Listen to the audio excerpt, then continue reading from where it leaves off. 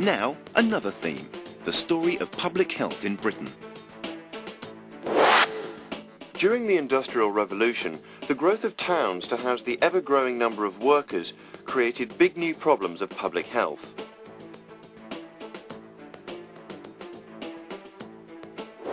The next clip describes social conditions in British cities in the 1830s. As you watch it, make notes about the public health problems which became part of city life.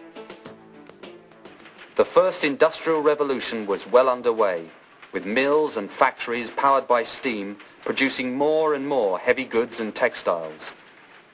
As well as this, the population had nearly doubled in 30 years. There were not enough homes for the people who crowded into the towns to work in the mills and factories. They were often forced to live in cellars and attics. Worst of all, there was no effective drainage or sewage disposal. Many people had to get their water from pumps that were often a long way from home and only turned on for a few hours a week, while the muck that lay around in the unpaved streets was seldom carted away. It's no wonder that diseases like typhus, tuberculosis, and now cholera were so devastating. You should have made a note of the following. The population doubled in 30 years. The housing shortage led to massive overcrowding. And poor drainage and sewage and lack of clean water meant diseases such as typhus and cholera became rife. To begin with, government didn't think it was up to them to deal with these problems. But during the 1830s and 40s, there were particularly bad outbreaks of cholera and typhus. Parliament began to recognise it had some responsibility for public health. In 1848, the first Public Health Act was passed. It gave local councils powers to provide clean water and sanitation, if they wished. By 1875, attitudes had changed in favour of government action, and Parliament passed new laws compelling councils to act on clean water, sanitation and slum clearance.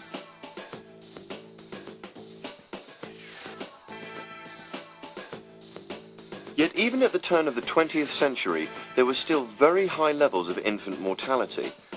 There was also a new Liberal government, ready to intervene much more directly in the health of the nation. As you watch the next clip, make a plan for an essay in answer to the following question. It's one you could well come up against in the exam. Improving the health of the nation was a bigger problem than just public health. Is this true, and how did the Liberal reforms of 1906 to 1911 begin to tackle the problem? You should plan to write 1.5 to 2 sides on this question, which would be worth about 12 marks.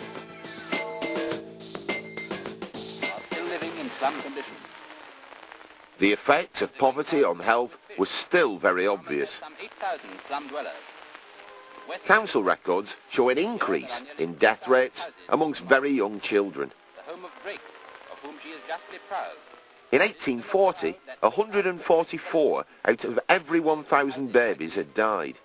By 1899, it had gone up to 163 babies in 1,000 who died before the age of 1, to get organised into groups which demanded changes.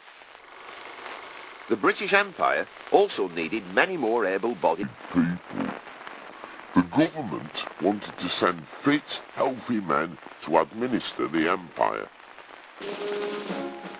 And the armed forces wanted to see health measures brought in, because during the Boer War, fought from 1899 to 1902, many recruits had not been fit for service. The massive concern from all sections of society meant that the 1906 Liberal government passed new laws. The kinds of laws that had never been passed before, to give poor people help. 1906, school meals were provided for needy children. 1907, schools had to give medicals to children. All births had to be notified to the health visitor. 1908, old age pensions were paid. 1909, the building of back-to-back housing was banned across Britain. When the housebreakers take charge, you can really see how rotten these places are. At the beginning of the 19th century, there was little government interference in health matters. By the beginning of the 20th, there was a lot. People began to accept that poverty might be the cause of disease. They also began to accept that poor people could not be blamed for poverty. Your essay plan should look something like this.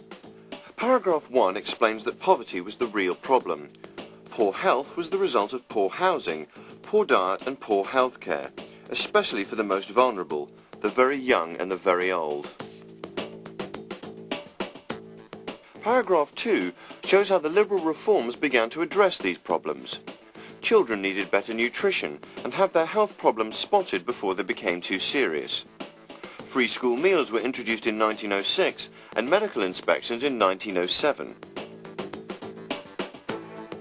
Paragraph 3 could cover the banning of back-to-back housing in 1909, helping to improve conditions for millions of working-class families.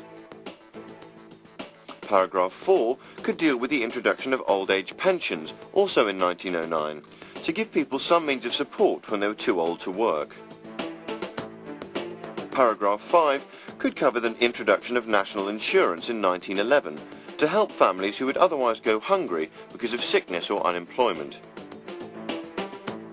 Finally, in your closing paragraph, you could point out that these reforms were a good beginning but didn't solve the problem. Poverty was still rife.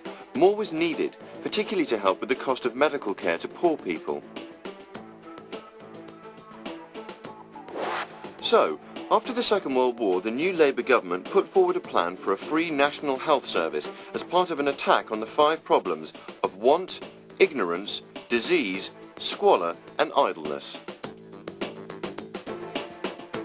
It was paid for out of taxes and national insurance contributions, so that everyone could have health care regardless of how much they earned. I've been asked to tell you just a little about this new plan for better health. Our plan is a service which will provide the best medical advice and treatment for everyone, every man, woman and child in this country. For the first time, high-tech surgery and expensive drugs were freely available to poor patients. They didn't have to rely on charity, as many had in the old hospitals. The evil of disease must be overthrown. The voluntary hospital and the expensive nursing home are not enough to maintain this nation in good health. The finest surgery must be for all. Disease is too deep-rooted for the hurried diagnosis of the ordinary doctor with his few stock medicines.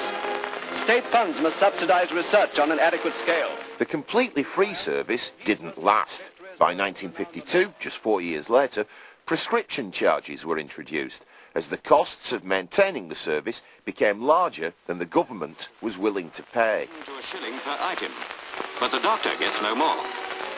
Costs are rising for all of us, for the healthy, for the sick, for the chemist, for the doctor.